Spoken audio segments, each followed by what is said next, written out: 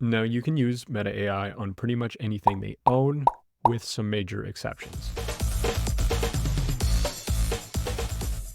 So you can think of this video as a beginner's guide to Meta AI or Llama 3. No, I don't know why they call it that, but I do know where you can find it, some fun things you can do with it, and where we can use it for free. And at the end of this video, I'm going to show you how you can hugely improve your AI outputs with Llama 3, so let's get started. Now, you can use Meta AI on pretty much anything they own, with some major exceptions. And let's start there. If you don't speak English and you don't live in this list of countries, as of May 2024, you're pretty much on a wait list. But if you do live in those countries and you do speak English, you can find it on Instagram, WhatsApp, Facebook Messenger, and of course, Facebook. When you open up the app, what you should be looking for is this symbol and a search bar.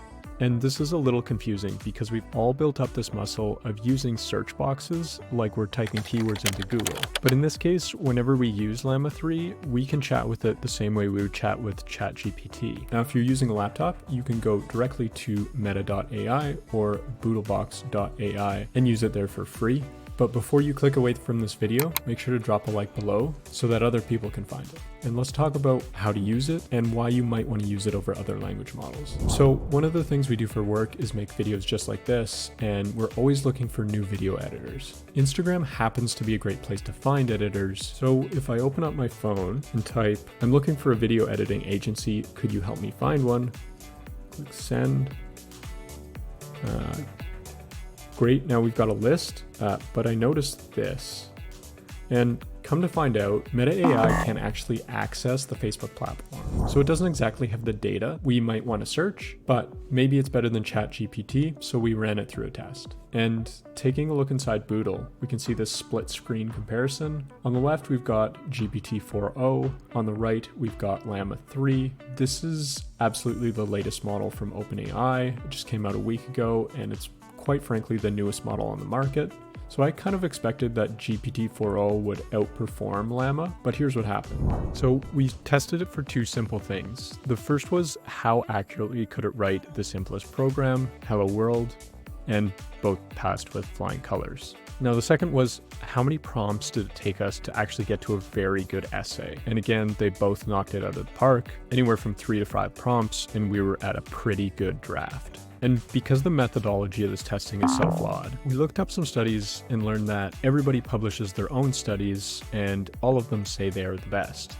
So let me cut to the chase. Should you use Meta AI, and why will most people use it? It's simply because it's free. And if you're already on something like Instagram, closing the app only to open another app is just slower. Now, if you are doing things like pushing the limits of the context window, or things like time to first token and tokens per second matter to you, then you've probably already stopped watching this video. But for the casual users who are going to use it to draft an email, answer some questions, and maybe summarize some PDFs, then Llama 3 is going to solve all your problems the exact same way that ChatGPT would. But in this case, you don't need to log in to use it. The only case where you do need to log in is if you want to generate images with it. Now, for comparison's sake, it does seem a little bit faster than GPT-4 and a little bit slower than GPT-4.0. It also does have the smallest context window, but when we were using it, it was fast enough and the size of the context window didn't even matter. Now, this is going to be a different case if you're using it for work and you're going to be on a desktop.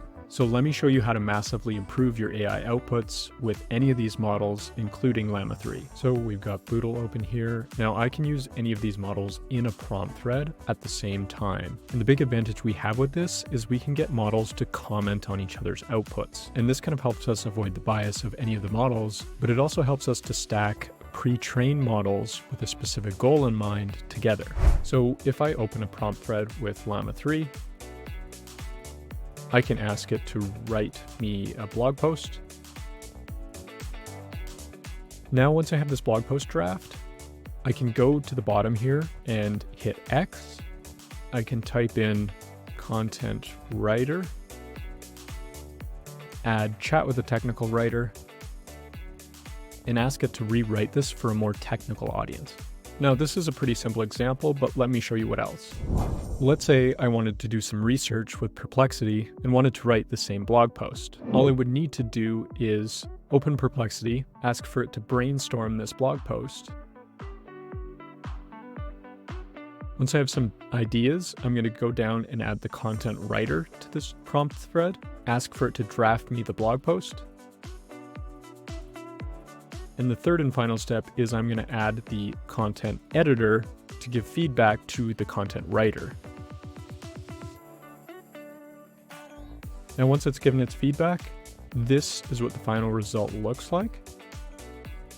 And the final cherry on the cake here for me is I can add stable diffusion to this conversation. I don't need to give it all the context of the blog post. I can just ask it, can you make an image for this blog post? And it's going to take into account the brainstorming, the feedback, and basically everything else above in this prompt thread. Now, if you enjoyed this video, drop a like below. Otherwise, feel free to check out the comparison of the two blog posts that we created. You can also take a look at the exact prompt threads that we had. Everything's in the description below. Thanks for watching.